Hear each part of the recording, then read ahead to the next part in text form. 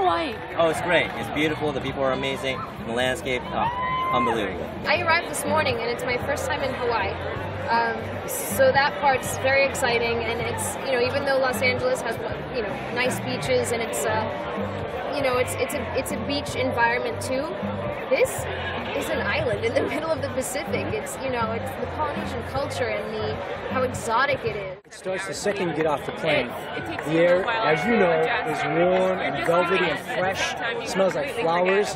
And it has that energy to just slow you down. And you want to get in the water and just, it makes you feel natural and fresh again. Have you been here before? Not Oahu. I had been to Kauai and I had been to Maui a few times. And they flew me out here to test for the role. And so now I'm here. I live here. I actually just got an apartment right down there.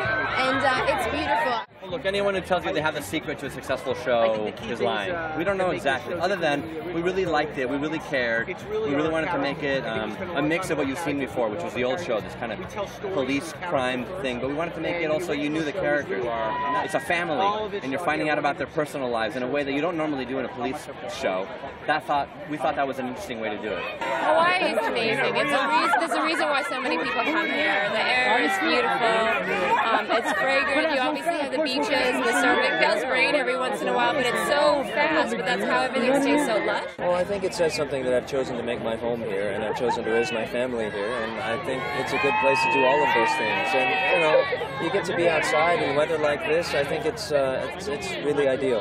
What are we to expect from Lieutenant Commander Steve McGarrett in Season 2? Well, like usual, a lot of bad behavior and a lot of kind of lawlessness. Steve is kind of on a real mission now. I mean, he was on a mission in Season 1, but now he's, with all the stuff that's happened, all the developments with WOFAT, the governor getting killed and all the rest of it, he's got a lot more energy now. It was nice talking to you.